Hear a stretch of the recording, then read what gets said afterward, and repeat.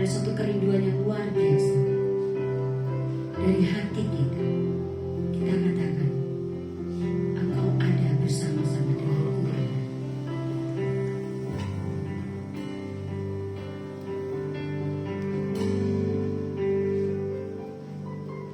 Engkau ada bersamaku di setiap musim hidupku.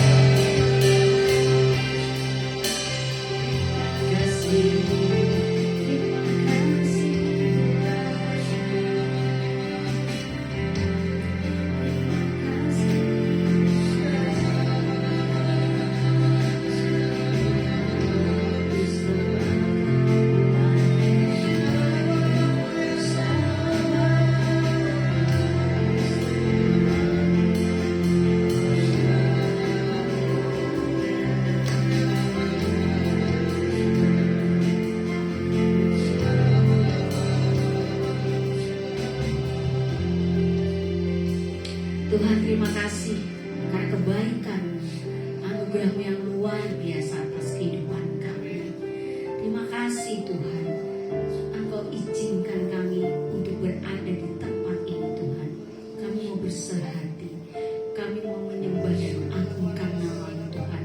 Dan terlebih lagi Tuhan, kami mau mendengar Tuhan berfirman, Tuhan bersabda melalui hamba-Mu Tuhan. Tuhan berkati kami Tuhan, ibadah kami pada saat ini Tuhan, persekutuan kami percaya dimanapun kami berada, kami ada di ruangan ini, maupun kami yang sedang mengikuti acara live, Tuhan tolong kami Tuhan, berkati kami Tuhan, sungguh-sungguh Tuhan kami menikmati ibadah pada saat ini, sehingga hadirat-Mu Tuhan senantiasa hadir di dalam saat ini Tuhan. Terima kasih Tuhan, kami serahkan Tuhan ibadah kami Tuhan dalam nama kuasa Engkau saja. Hanya dalam nama Yesus kami sudah berdoa. Amin. Amin. Haleluya. Semua diberkati Tuhan. Amin. Amin. Semuanya kita mau katakan Tuhan luar biasa. Amin. Tuhan luar biasa. Kita mau serukan namanya, kita mau mengagungkan namanya. Serukan namanya.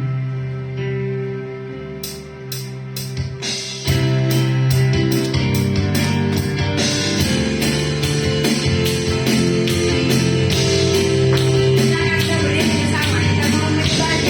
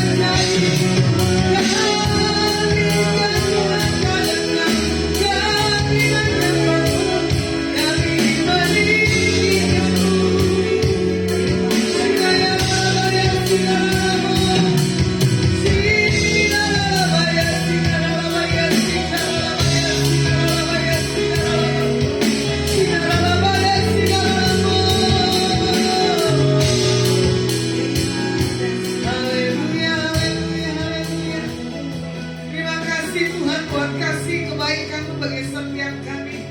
Kami diberkati dan kami mengalami satu hal yang terbaik daripada Shalom-Mu turun bagi setiap kami. Di dalam nama Yesus Hamasiah kami berdoa dan mengucap syukur. Haleluya. Amin. Silakan duduk. Shalom. Saya akan bagikan kebenaran firman, belajar dari iman seorang Kaleb. Kemarin Adonai ibadah tentang kerendahan hati. Jadi kalau orang yang rendah hati, otomatis dia akan mewarisi satu hal yang terbaik daripada Tuhan. Apa yang menjadi kebutuhan, apa yang menjadi satu hal pergumulan, Tuhan pasti buat cara yang dahsyat dan yang ajaib. Kalau kita sudah rendah hati, pasti kita punya iman, ya. Pasti kita punya satu hal kemampuan. Contoh, ya. Bagaimana di sini dikatakan Ibrani 12, firman Tuhan katakan apa? Iman adalah dasar dari segala sesuatu yang kita harapkan dan bukti dari segala sesuatu yang tidak kita lihat. Bagaimana iman kita hari-hari ini?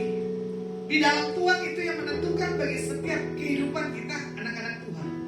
Makanya di sini dikatakan apa? Segala sesuatu yang kita minta di dalam nama Bapa Yesus Hamasiah, pasti ada janji jawaban.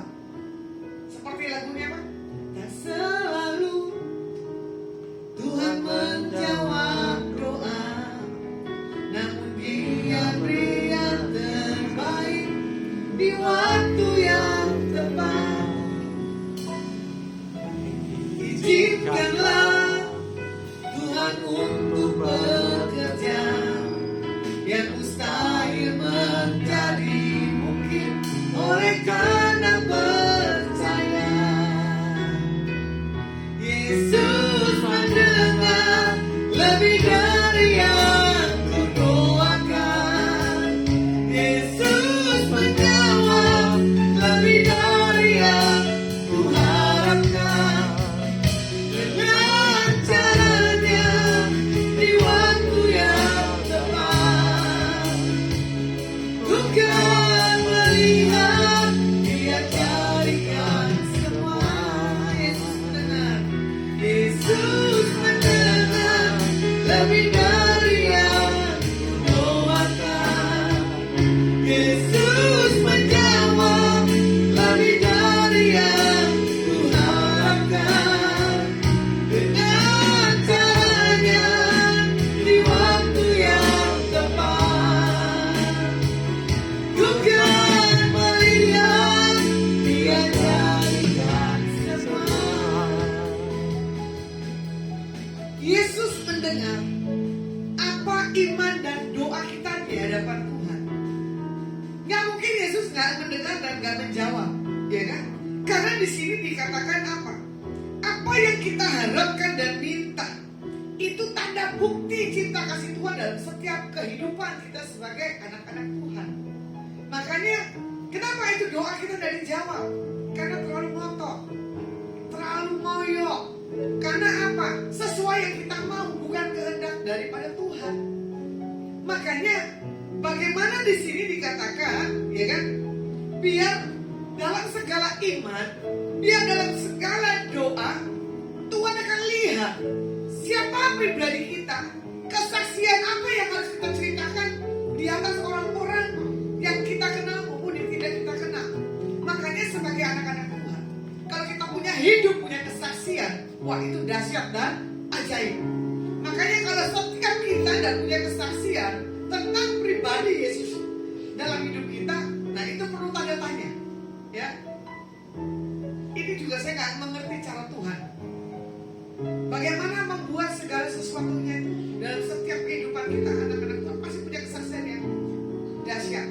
Contoh, saya kaget karena ini per hari ini timnya dan kemarin tim yang berbeda, ya.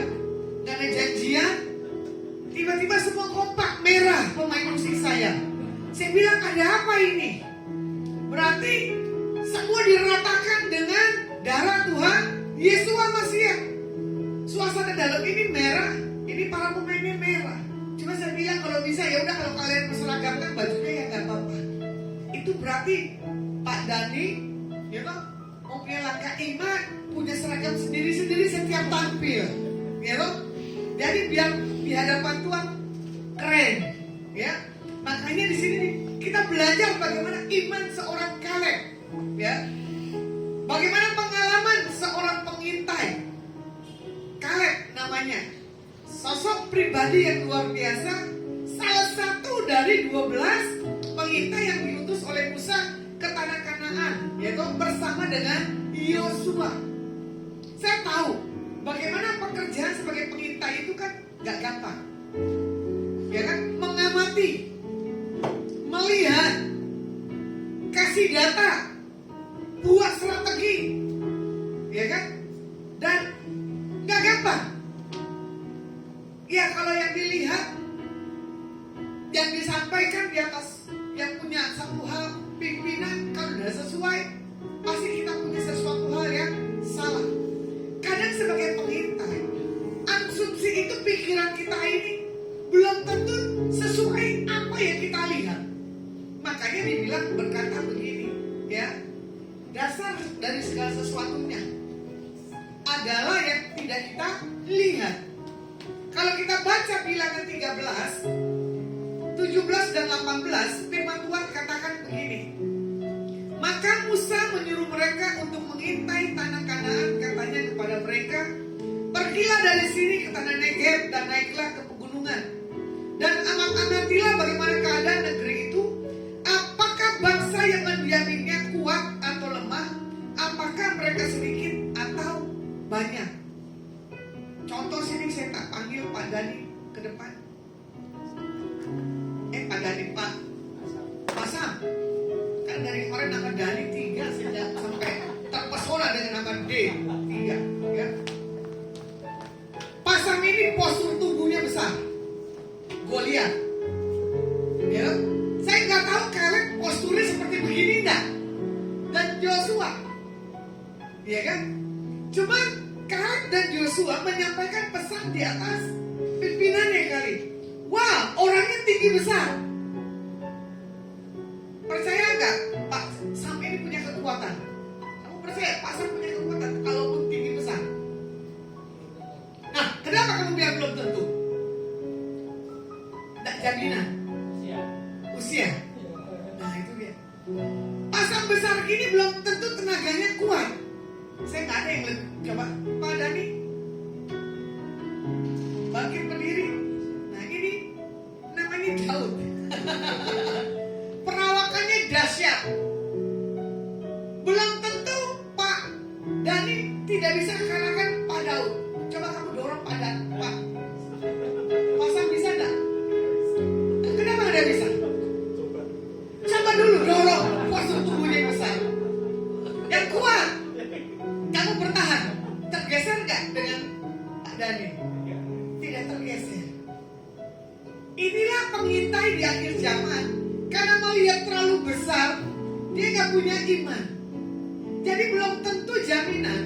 Ya sebesar begini nggak bisa didorong. Tuh, bukti saya bisa ya, seorang wanita tahan ya Pak. Tetap bisa bertahan. Makanya iman itu harus bertahan. Didorong apapun dia harus kuat. Jangan karena dilihat postur tubuh ya besar. Terima kasih pada Pak Sam. Nah, makanya di sini dikatakan apa? Kita sebagai pengintai, kita melihat, kita mengamati, kita mendata. Ada orang besar-besar di situ setinggi pasar. Iman kita pasti ciut, betul enggak? Makanya di sini juga dikatakan, ya kan, di ayat 23 dan 26. Ketika mereka sampai ke lembah Eskol, dipotong mereka di sana suatu cabang dengan setandan buah anggurnya. Lalu berdualah mereka mengadarnya, juga mereka membawa beberapa buah delima dan buah ara. Tempat itu dinamai orang lembah Eskol karena ditandan buah anggur yang dipotong orang Israel di sana. Sesudah lewat 40 hari pulanglah mereka dari pengintaian negeri itu dan langsung datang kepada Musa, Harun dan segenap umat Israel di Kadesi di padang gurun Paran membawa pulang kabar kepada keduanya dan kepada segenap umat itu, dan memperlihatkan kepada sekaliannya hasil negeri itu. Kita melihat bagaimana para pengintai, ya kan, yang termasuk 10 orang itu pemimpin suku selain Kaleb dan Yosua. Bagaimana di situ kita melihat tanah pengintaian dengan membawa hasil-hasil yang baik. Tapi di sini tiba-tiba 10 orang itu dibilang apa? Memberikan kabar yang tidak tepat. Makanya kalau orang gosip, Ibu Itri paling apa? Gosip paling oke ya? Paling sip. Gosip digosok makin sip. Tapi kalau uang dititipin berkurang apa bertambah? Hah? Uang dititipin berkurang bertambah? Berkurang. Tapi kalau gosip ditambah, dikomporin. Ini kebiasaan anak-anak Tuhan. Contoh kemarin, kesaksian aja. Saya selalu kalau pulang Jakarta, kalau saya tak lihat udah bapak tua itu pemulung, dia tuh bawa karung. Karena saya tak kasih berkat. Atau saya lagi bawa kendaraan, saya tergerak, saya kasih berkat. Tiba-tiba hari itu saya tidak bawa uang, karena saya dari mau ke pasar, uangnya pas saya bawa. Tiba-tiba bapak itu muncul di depan mata saya. Aduh, gak bawa uang. Saya pinjam tukang warungnya, gak ada punya uang. Saya pinjam tukang ojeknya, gak ada bu. Uang yang kamu mau minta itu kok besar gitu kan. Ya sudahlah, terlewatkanlah dengan bapak ini. Cuma saya besoknya saya bilang sama yang mbak warung, Mbak, nanti kalau bapak itu yang pemulung lewat, kamu kasih uang ya. Iya bu, katanya. Terus saya tanya besoknya lagi pas bapak itu lewat, kamu udah kasih uangnya belum? Oh belum bu. Ya udah kamu kasih. Aduh bu, maaf, uangnya dipakai buat beli belanjaan. Belum. Uang saya disunat. Itu berarti orang nggak bisa dipercaya, ya kan? Terus saya bilang begini, Pak, besok ambil lagi sisanya, karena saya kasih sekian.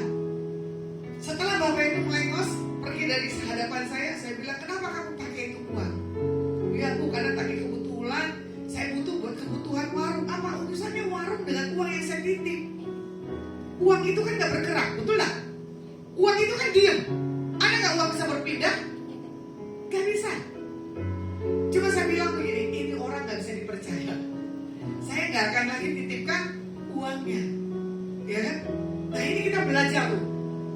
Kemarin kerendahan hati dan kejujuran. Apalagi ini iman. Bagaimana kita mau dipercayai Tuhan perkara yang besar tetapi kita tidak bisa ditanggung jawabkan.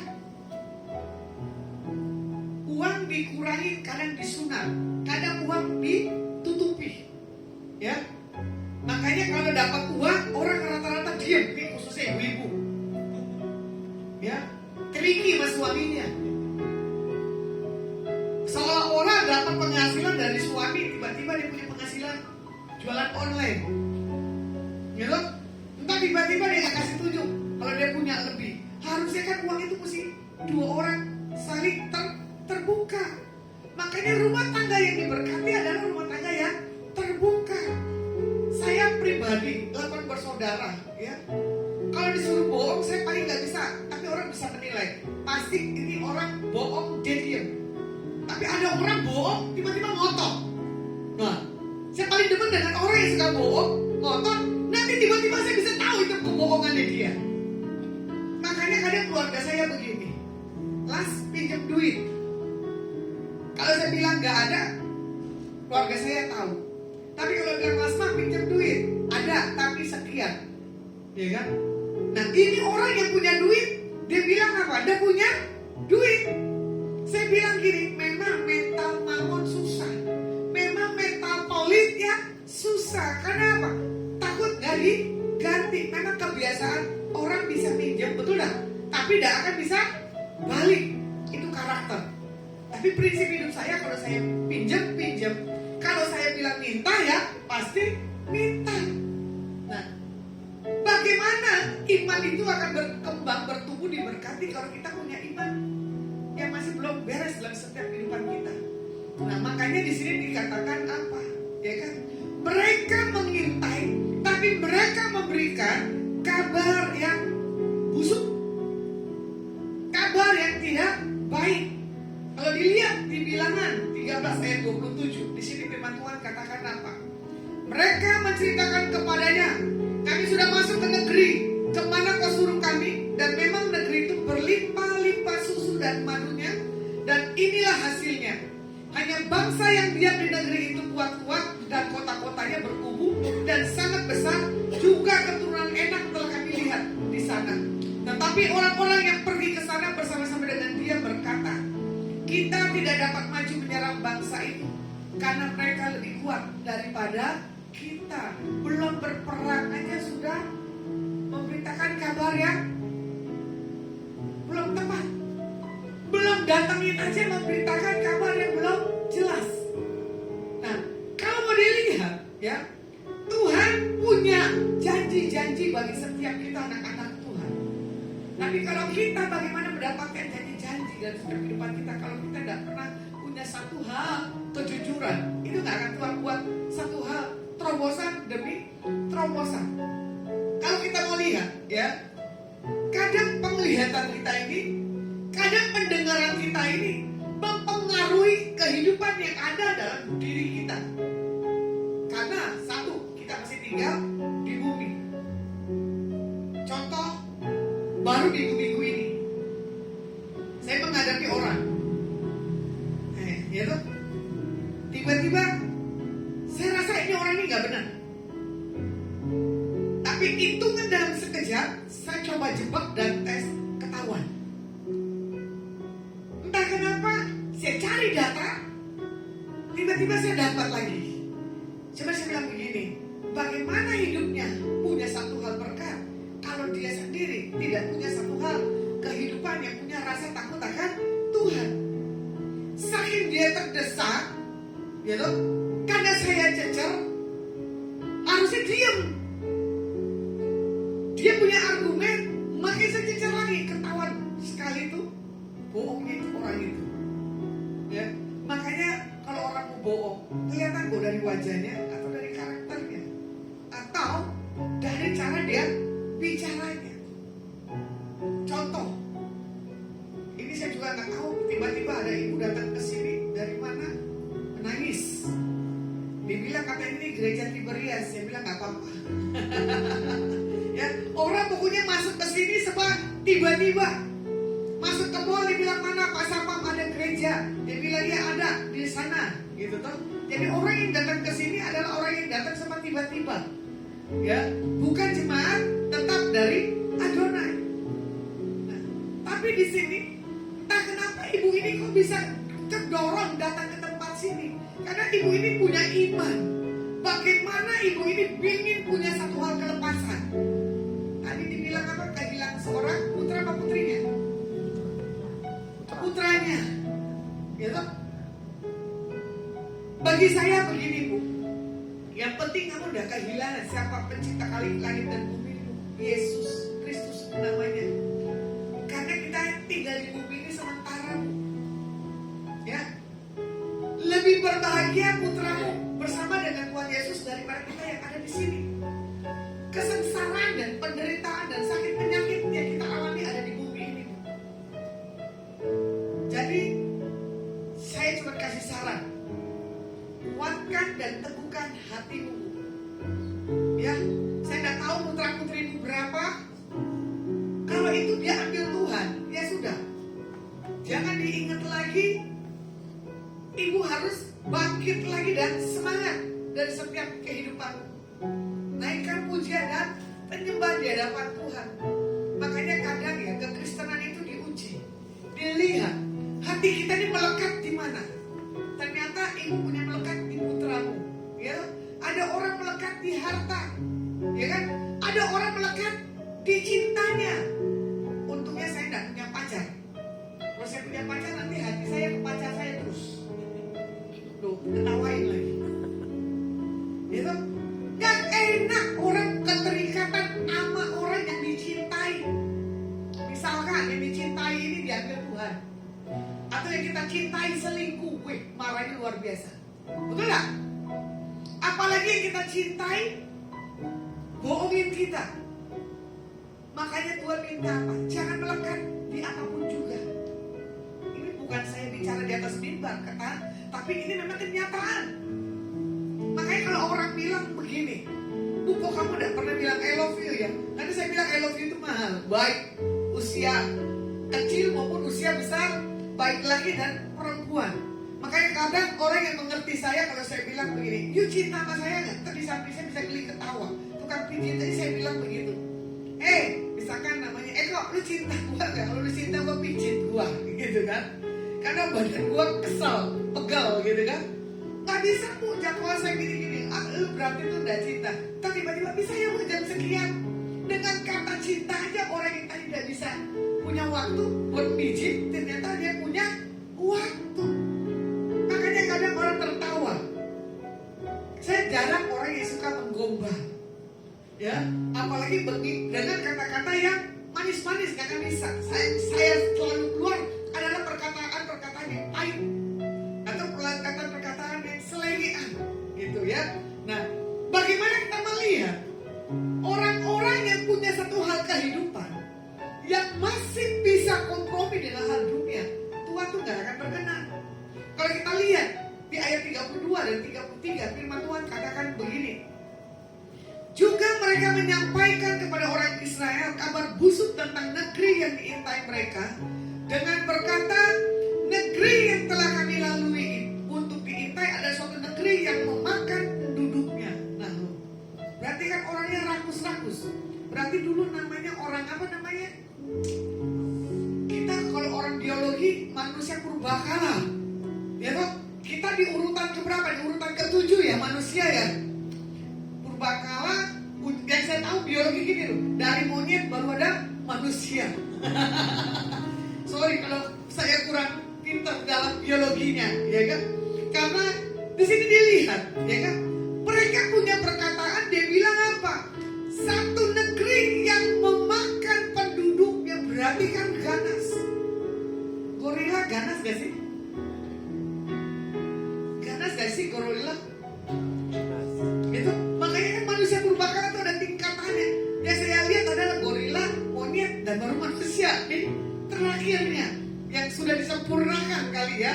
Nah, makanya kadang orang menyampaikan, kalau kita mau lihat lagi ya, dan semua orang yang kami lihat di sana adalah orang-orang yang tinggi perawakannya. Kayak tadi tuh, kayak Pak Samuel ya, ketakutan karena Pak Sam tinggi besar lagi.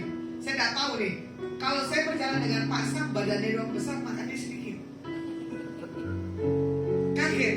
Saya pikir ini boros. Rata-rata yang saya temuin, badan kayak Pak Sam begini, makannya double. Ya kan? Semalam aja saya makan bertiga. Cuman mie goreng ya. Bertiga, nggak habis, bungkus lagi. Coba. Nah kalau orang Ambon, saya pernah ke Ambon. Saya aja pesan batik, pesan bihun. Yang makan 2 laki, 3 perempuan. Bungkus lagi. Porsi Ambon itu satu porsi melumpuh. Jadi itu saya lihat orang-orang Ambon, Batak, Manado, kalau makan segunung-gunung. Saya bilang itu larinya kemana ya? Saya setelah tahu begitu, saya gak mau makan dengan mereka. Kenapa? Keburu kenyang. Tadinya lapar lihat orang makan banyak, saya gak jadi. Makanya kadang saya mau lihat dulu orang tamu saya ini makannya banyak apa enggak. Kalau dia makannya banyak, saya lebih baik makan duluan.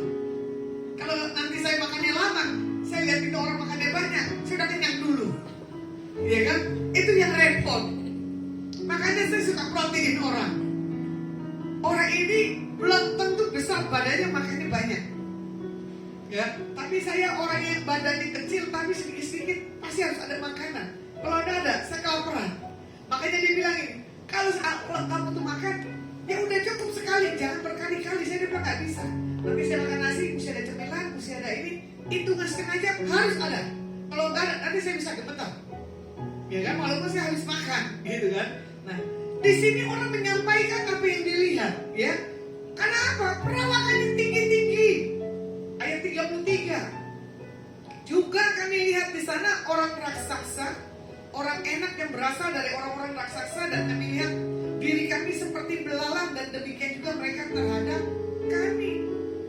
Ya, bukan sepertinya Pak Dani, Daud. Ya. Nggak akan beranilah berhadapan dengan pasang Goliat yang tinggi besar. Tapi kalau punya satu hal urapan, kuasa yang daripada Tuhan, apapun hikmat, apapun strategi dari Tuhan, semuanya berjalan dengan lancar. Iya dong. Dengan Daud bawa ketapel aja istilahnya. Ketapel ya, bener ketapel kan? Kalau bahasa Petaninya apa ya? Saya lupa, bahasa Jawanya apa tuh ketapel? Sama? Hah? Gandring. Apa? Bandring. Ya kan kayak gitulah. Ya toh? Cuma kecil tak batu. Dia siapin di sininya. Dia panah itu Goliat kena di dahinya langsung out. Karena apa? Daud disertai dan Daud mendapatkan tuntunan daripada Tuhan. Jadi di sini kalau orang takut, gak akan dapetin apa-apa. Kaleb adalah orang yang benar-benar punya integritas. Dia gak orang yang penakut, ya, dengan Joshua, karena dia percaya Tuhan pasti menyertai. Kalau dilihat Kejadian 6 ayat keempat, firman Tuhan katakan begini. Pada waktu itu orang-orang raksasa ada di bumi, dan juga pada waktu sesudahnya, ketika anak-anak Tuhan menghampiri anak-anak perempuan manusia dan perempuan-perempuan itu melahirkan anak bagi mereka, inilah orang-orang yang gagah perkasa di zaman purbakala, orang-orang yang kenamaan. Kalau mau dilihat, Tuhan menciptakan kita itu dengan sesuatu yang dahsyat, ya. Bahkan dengan pesan-pesan yang disampaikan pun pasti juga terjadi dan tergenapi. Namun mengapa bagi setiap kita sebagai orang-orang anak-anak Tuhan, di dalam menghadapi setiap pergumulan, permasalahan, kita ini ciut, kita ini tidak berdaya. Karena apa? Kita lupa sertakan Tuhan. Yesus mendengar lebih dari yang kudoakan.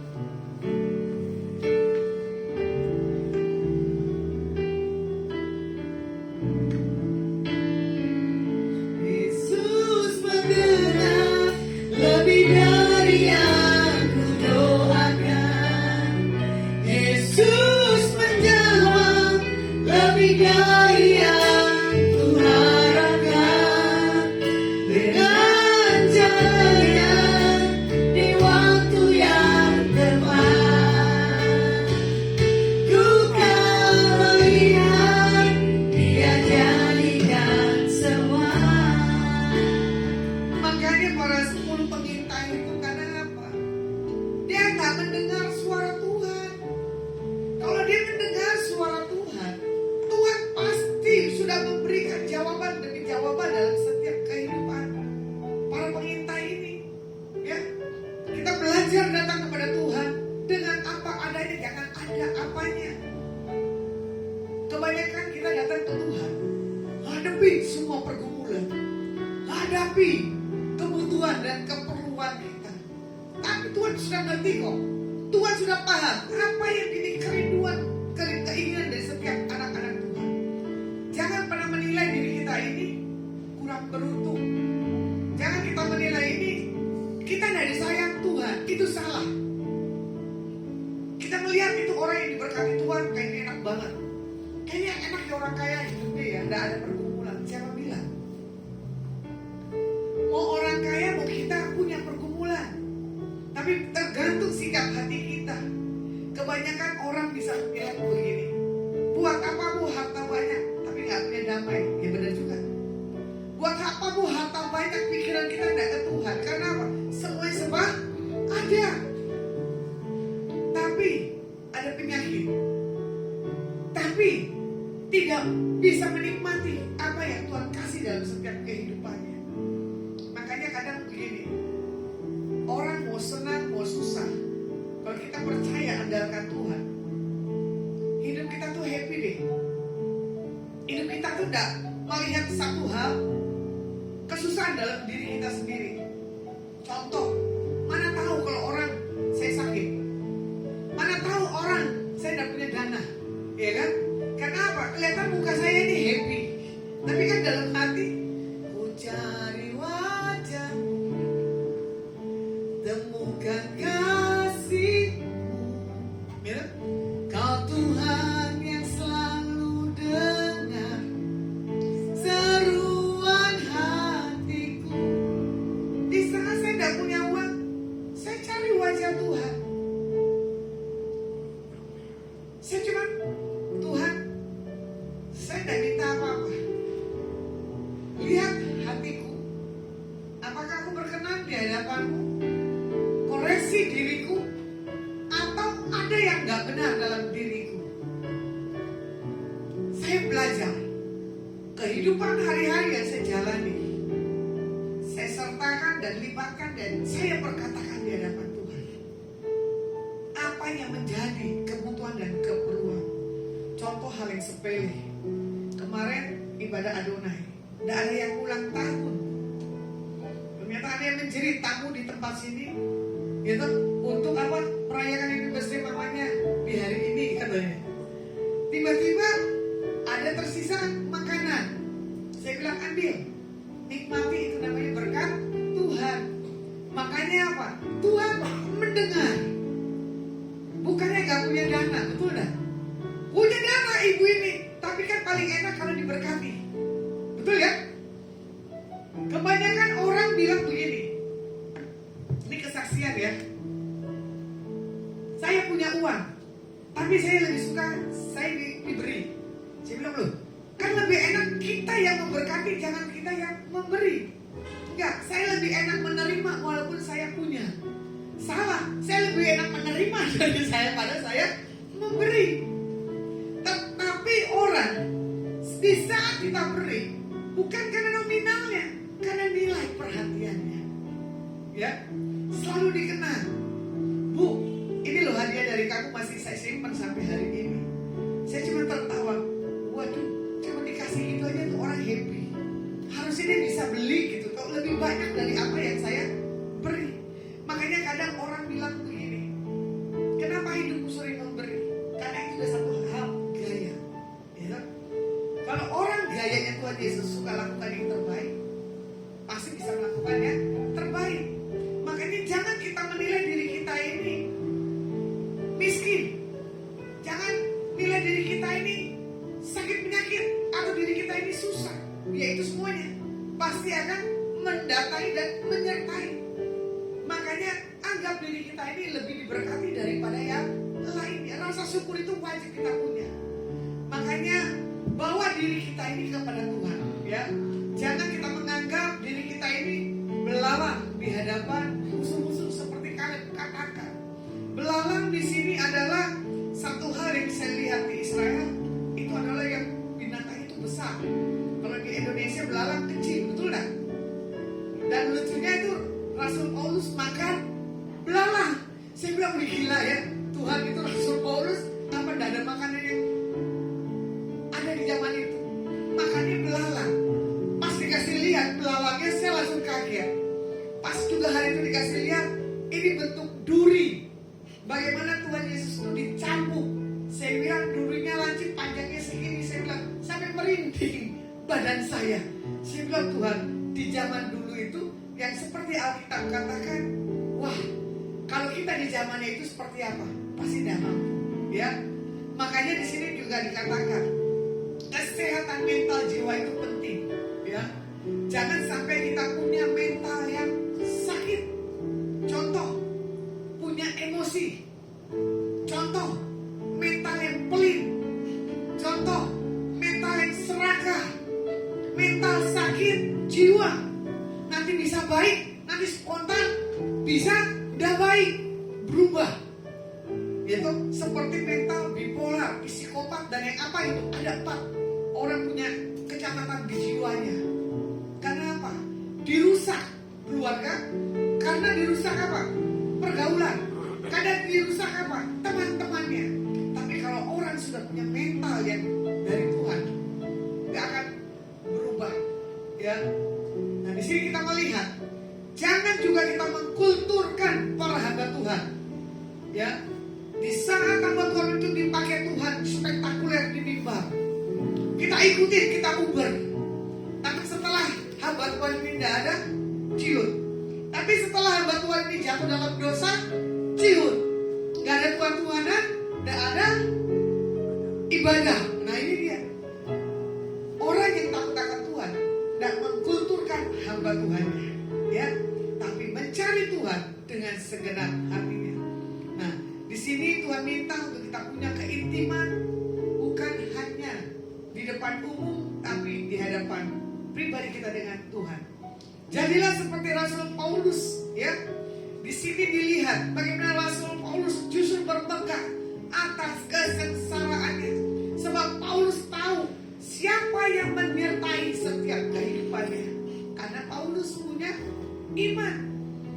Milikilah cara pandang Tuhan yang jauh lebih tinggi daripada kita menghadapi segala sesuatu dengan cara pandang kita yang salah. Yesaya 40, 21 dan 22 firman Tuhan katakan begini. Tidak tahukah kamu? Tidakkah kamu dengar? Tidakkah diberitahukan kepadamu dari mulanya? Tidakkah kamu mengerti dari sejak dasar bumi diletakkan? Dia bertata di atas bulatan bumi yang penduduknya seperti belalang. Dia membentangkan langit seperti kain dan memasangnya seperti kemah kediaman.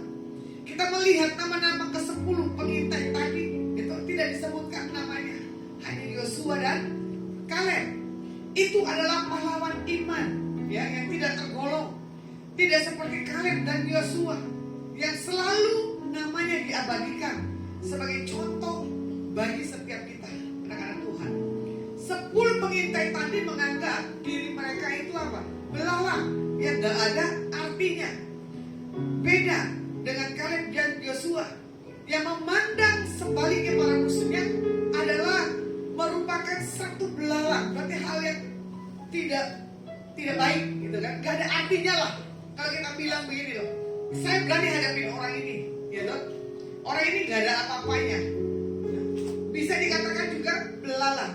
Kalau di ayat 30-nya di sini dikatakan, Kaleb mencoba menenangkan hati bangsa itu di hadapan Musa, katanya, tidak, kita akan maju dan menduduki negeri itu sebab kita pasti akan mengalahkannya. Karena Kaleb dan Yosua punya integritas mental daripada Tuhan. Dia anggap musuhnya itu apa? Belalang, gak ada apa-apanya, gak ada artinya, semuanya kecil. Dilihat di Bilangan 14 ayat ke-9, firman Tuhan katakan begini, hanya janganlah berontak kepada Tuhan dan janganlah takut kepada bangsa itu, sebab mereka kan kita telan habis, yang melindungi mereka sudah meninggalkan mereka. Karena apa? Mereka tidak punya satu hal, tiang awan, tiang api.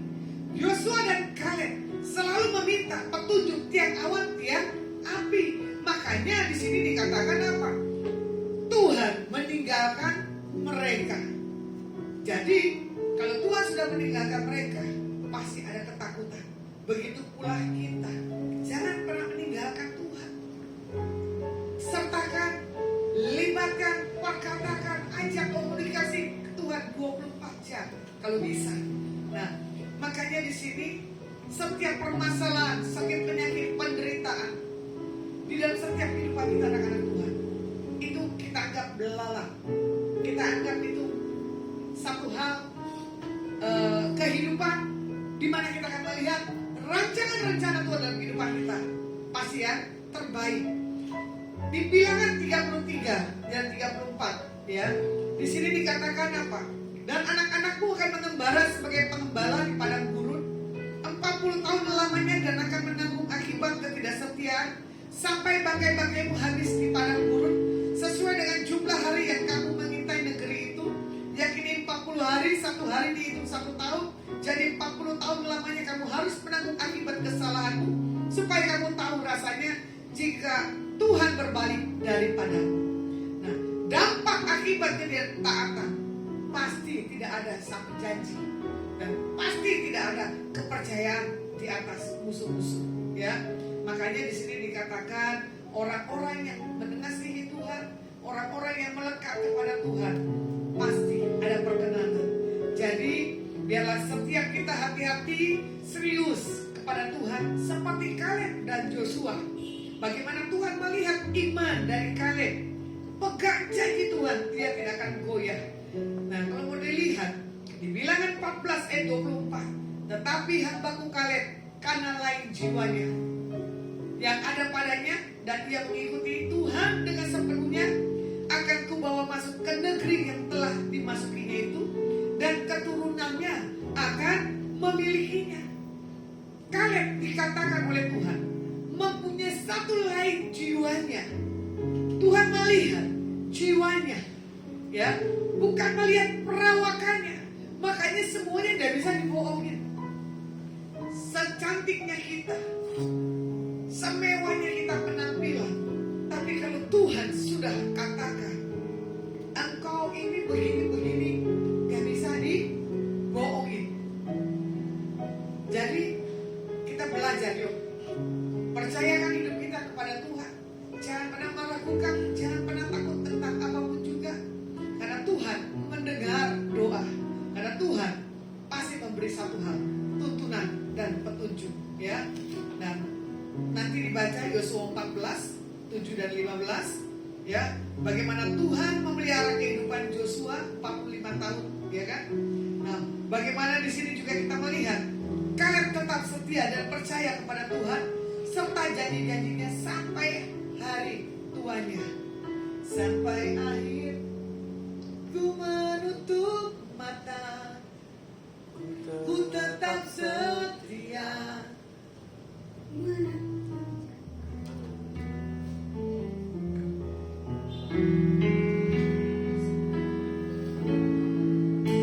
Ku menutup mata, ku tetap setia, menanti janjimu sampai dapatkan mahkota kehidupanku.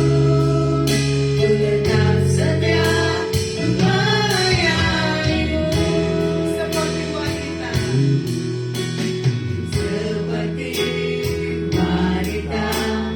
yang murah menangis di bawah kakimu. Demikian hidupku mengasihimu, Yesus engkau baik bagiku. Sampai akhir ku menutup mata, ku tetap setia menanti janjimu sampai ku dapatkan mahkota kehidupanku. Ku tetap setia melayanimu sampai akhir, sampai akhir ku menutup mata, ku tetap setia menanti janjimu sampai ku dapatkan mahkota kehidupanku. Ku tetap setia melayanimu. Bagaimana iman kita hari-hari ini? Sampai akhirnya kita setia kepada Tuhan. Walaupun janji-janji belum terjadi dalam setiap kehidupan kita. Jangan nanti ibarat katanya gini, Tuhan ini aku udah usia sekian, aku udah sakit-sakitan, mana janjimu dalam keadaan putus asa. Orang yang setia, dia tidak akan menuntut yang apa janji Tuhan belum digenapi dalam setiap kehidupan. Jadi kalau kita percaya Tuhan pasti punya waktu, punya momen, dan tepat pada waktunya semuanya pasti terjadi. Makanya di sini dikatakan apa? Kuatkan hidup kita, kuatkan roh kita, melekat kepada Tuhan, biar semuanya digenapi dengan cara yang ajaib. Saya simpulkan, apapun permasalahan dalam setiap kehidupan kita, anak-anak Tuhan, ya, kita harus bisa melihat, kita harus bisa memandang bagaimana pertolongan tangan Tuhan indah tepat pada waktunya.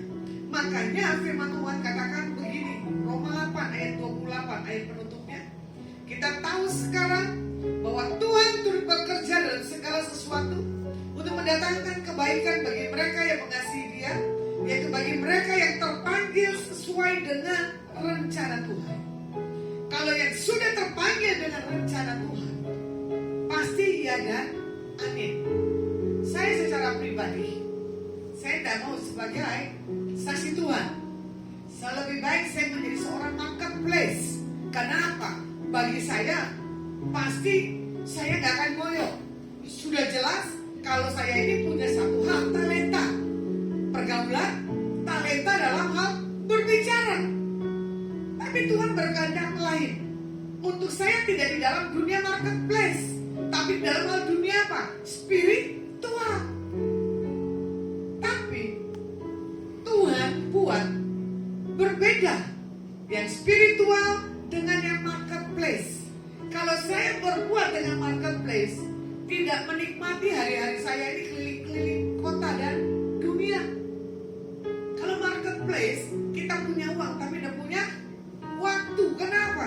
Dikejar, nggak bisa libur, betul tak? Karena pemikiran kita begini, uang, masa tua, gitu, harus punya buat ke depan. Sementara apa? Sampai akhir ku menutup mata, gitu. Ku tetap setia, setia aja deh, tidak mungkin enggak Tuhan pelihara. Saya punya kesaksian, saya punya oma rohani, ya. Saya punya mama rohani punya mama lagi, mama rohani punya mama lagi. Hidupnya nggak menikah, orang Ambon. Sementara itu zamannya dia itu perawat, berarti itu orang berduit dan orang terpandang. Kalau orang perawat adalah orang-orang pinter. Dia tinggalkanlah itu posisi dia sebagai seorang dunia perawat. Terus dia tidak menikah. Sama seperti saya kali ya. Saya melihat teladannya. Sama seperti apa? Bunda Teresia. Lakukan apapun untuk kemuliaan nama Tuhan. Bukan buat bersenter diri. Gua sakit, gua miskin, gua susah, gua gak punya uang. Itu semuanya bullshit. Karena bersenter diri sendiri. Tapi saya lihat bagaimana saya punya omah ke atas. Sampai akhir hidupnya. Dia gak mungkin dari berkati rumah.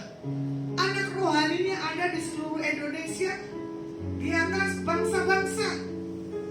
Sempat anak rohaninya mau beli rumah, dia bilang jangan, Tuhan gak boleh saya punya rumah. Sementara di sisi akhirnya ada yang jagain, ternyata apa? Dia ambil uang oma setiap orang berkati. Dia buat kepentingan pribadinya. Tapi saya lihat Tuhan ada tinggal dia. Di saat oma ini masuk rumah sakit, dikasih ruangan VIP. Anak rohaninya datang berkunjung. Oma itu gak kenalin yang lainnya. Satu yang saya berkesan di atas oma ini, dia cuma bilang begini, Lasma, kamu penginjilan lagi masuk desa. Saya bilang, Oma, kenapa saya harus penginjilan lagi? Itu bagianmu. Saya cuma begini, yang lain dia gak kenalin. Baru saya buka pintu ruangan, dia cuma bilang, Lasma, lakukan penginjilan. Sampai hari ini saya masih terngiang suara daripada Oma. Tiba-tiba ada Ibu Louis, koordinator pelayanan penjara Kota Jawa Tengah. Dia kenal Om Rika. Dia bilang apa? Saya punya fotonya Oma Lasma. Saya bilang saya minta dong. Saya tidak punya kenangan di atas Oma ini. Saya lihat foto Oma ini adalah sejarah hidup saya. Kalau Benny Hinn, dia punya Captain Goodman. Saya punya Ibu Sitorus. Saya punya Hana Lili Bali. Saya punya Om Rika. Dia gak menikah, tapi dia buat orang-orang di sekelilingnya hidup dengan damai, hidup dengan sejahtera. Walaupun dia dikhianati dengan anak-anak rohaninya, walaupun dia dikhianati dengan orang-orang siapapun juga. Yang saya terkesan adalah waktu itu ada ibadah Pak Petrus Agung di Kelapa Gading. Anak rohaninya lomba mau antar dia. Saya cuma pakai mobil butut yang boleh ibadah Petrus Agung selalu orang bergumul di tempat itu. Salam, cipika-cipiki, saya tidak salam, saya memang begini. Halo Oma, Lasma, aku mau pulang dengan kamu, tapi tolong jangan ngebut. Lebih baik Oma dengan yang lainnya di atas mobil Mercy, dan itu pasti gak akan ngebut Oma, saya bilang gitu kan. Tapi Oma ini mau dengan saya antarkan Oma pulang ke Pulau Mas di kontrakannya. Terus saya bilang begini, Oma doain saya dong. Gak perlu, Tuhan sudah mengurapi kamu. Tapi kalau dia sudah mengurapi, itu minyak 1 botol bisa penuh di atas kepala kita anak-anaknya. Saya melihat teladan dari saya punya Oma. Saya cuma begini, ya Tuhan, sampai akhir hidup Oma, Tuhan kasih yang terbaik. Petinya gelondong, kayu jati. Ternyata ditanam di tanah kurang besar, digali lagi. Sampai hari ini saya melihat orang-orang yang punya kecintaan akan Tuhan dipelihara. Kadang saya berkata di hadapan Tuhan, jangan hati saya bergeser. Biar imanku kepadamu Tuhan, seberapa pun yang Engkau cintai orang-orang dengan saya yang punya kesetiaan dan tidak, singkapkan dan singkirkan dalam setiap kehidupan saya. Cuma satu kata yang dia bilang begini, rubah karaktermu Lasma. Dulu Oma seperti kamu. Saya bilang dia, saya akan belajar bagaimana caranya saya merubah karakter saya.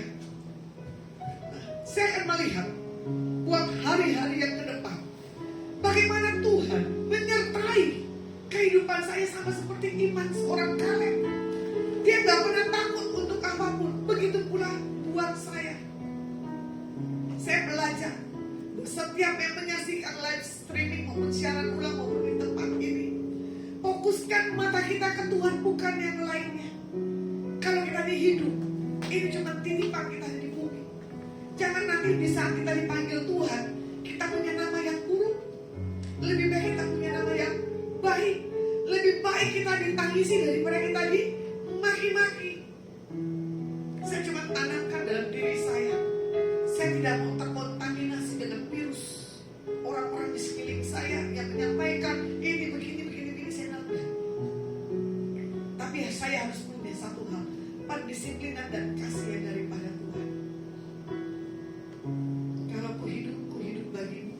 Kita akan tutup ibadah kita pada pagi hari ini.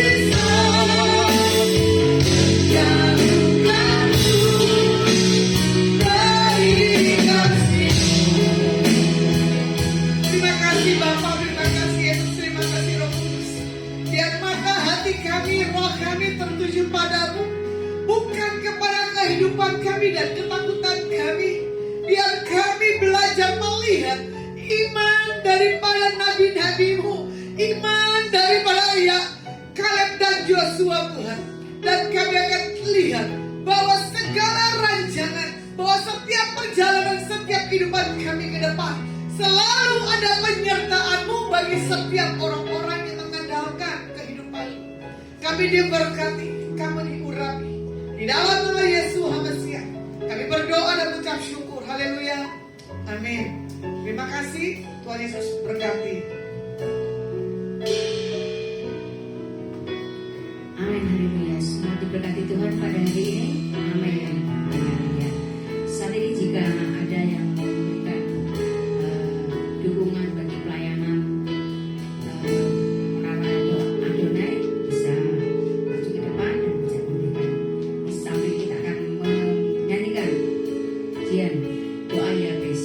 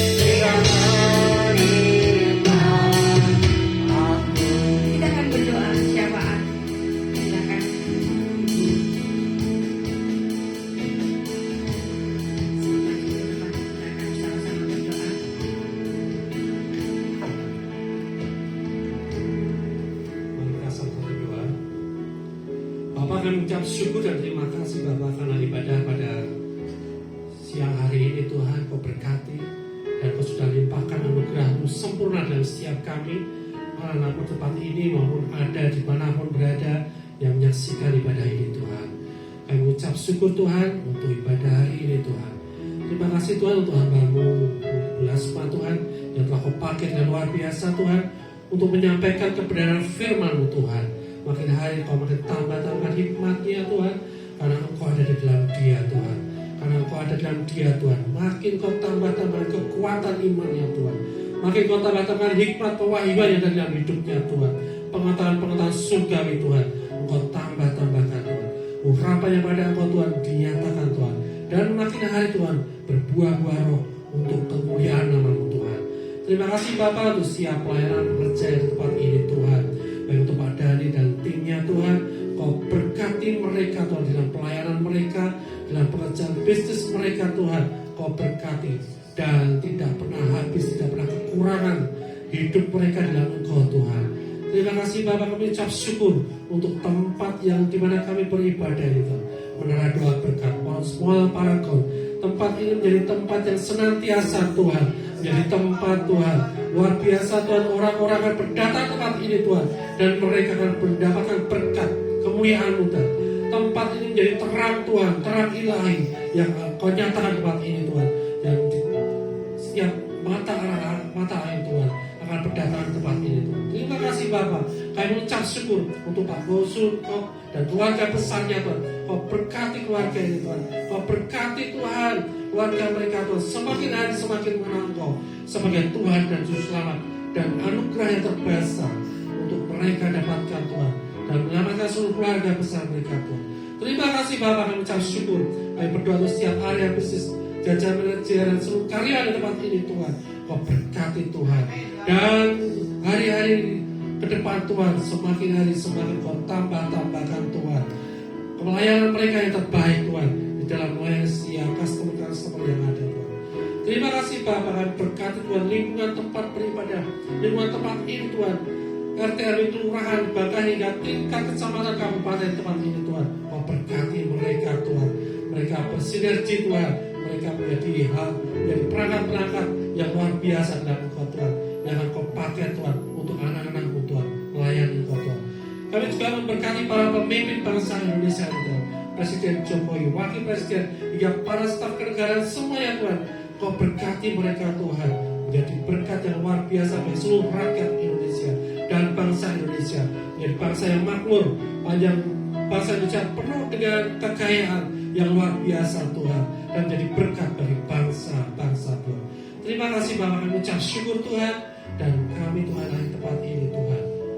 Terima kasih Bapak, terima kasih Tuhan Yesus, terima kasih Roh Kudus. Mari bangkit berdiri, kita angkat tangan kita di hadapan Tuhan. Pulanglah dan bawalah berkat yang terbaik yang datang di dalam nama Bapa, Putra dan Roh Kudus. Biar apa yang kau pegang, kau sentuh buat hari-hari ke depan, dikerjakan Yesua HaMasiah berhasil. Yang sudah terima berkat dan percaya dengan iman, sama-sama